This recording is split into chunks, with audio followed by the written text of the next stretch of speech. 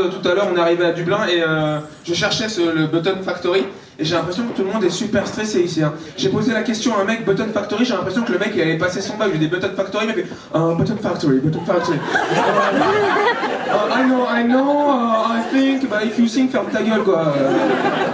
Sérieux, j'ai voulu je suis pas d'accord aussi avec Jal, hein. Je trouve qu'il fait pas si froid que ça en Irlande, il fait pas froid. Je trouve qu'il fait mal. Vraiment pas mal. Je sais pas comment te dire. Il fait froid partout. J'ai voulu faire un petit tour, voir un petit peu les transports en commun. Non, j'ai pas eu envie.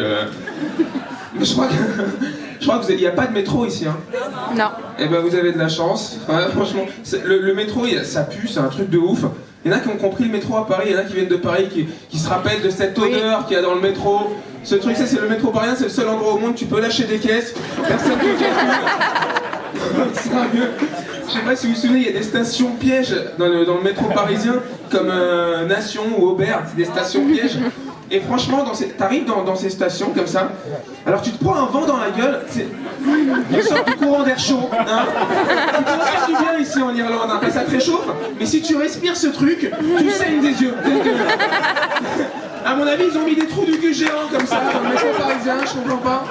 Et alors le truc le plus incroyable, c'est que dans ces trous du cul géants, il y a un mec, il a une idée de malade, il a mis là des stands de fruits et légumes. Et les Parisiens, ils vont faire leur marché là, dans le métro, pas de problème. Et même dans le métro, il y avait du stress. Vous vous souvenez de la voix qui parle dans le métro? Super stressée, elle te dit 2 fois la station. La première fois qu'elle te dit la station, la voix elle est pas sûre d'elle, elle est là. Châtelet. Châtelet.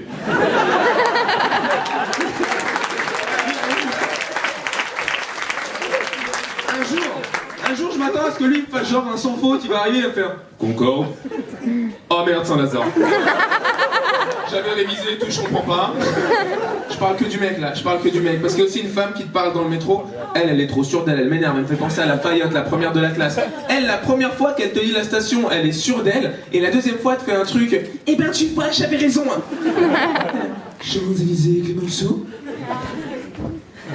Champs-Élysées, Clémenceau.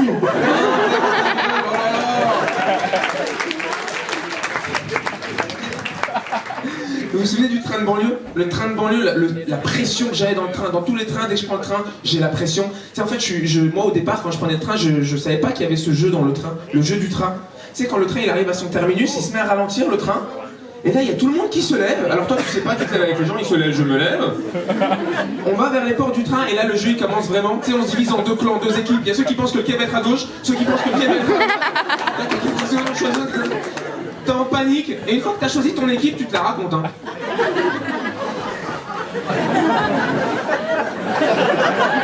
Le plus flippant, c'est quand t'arrives le premier, quand t'arrives le premier aux portes du train, tous ceux qui sont derrière toi, ils te prennent pour le chef d'équipe.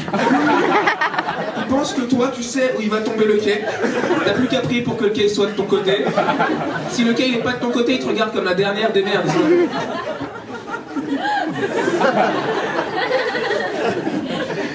Dans le bus, il y a un jeu que j'adore faire dans le bus et je sais pas comment ça se passe ici le bus, j'ai pris le bus une fois à Londres, j'ai compris ma douleur. Ici, à Paris, quand je prends le bus, je prends toujours mon ticket et je trouve que c'est important de payer son ticket. Par contre, dès que les contrôleurs rentrent dans le bus, j'adore faire ça, je fais le mec qui a pas son ticket. Il rentre dans le bus, je sais que j'ai mon ticket, je fais « Oh non, les contrôleurs ! Oh non, les contrôleurs !»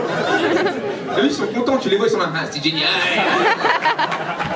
Et j'exagère tellement le truc, ils contrôlent personne, que moi ils sont là, prends-le à gauche, prends-le à droite, on va se faire, oui monsieur, titre de transport s'il vous plaît. Et je continue à palper mes poches en panique, tu sais pour les autres, qui n'ont pas leur ticket, tu les vois, ils sont en panique, sur arrêt de demander, ils sont là.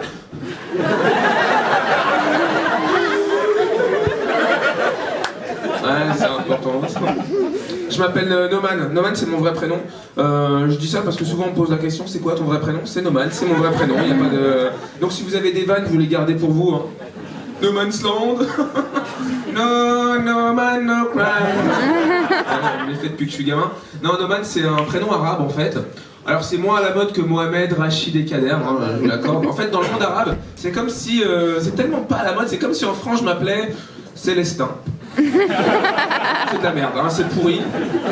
Mon père aussi, il a un prénom arabe pas très connu, ça vient du mot arabe la paix. Je sais pas si certains savent comment on dit la paix en arabe. Salam. Salam, effectivement. Mon père, lui, sans déconner, hein, c'est son vrai prénom, il s'appelle Salami. Je sais pas si on se rend compte de ce que c'est pour un arabe de s'appeler Salami en France.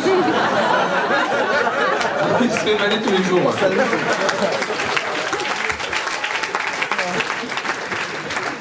Ouais, je suis moitié. En fait, mon père est tunisien et ma mère est irakienne. Ouais, c'est la Tunisie, hein.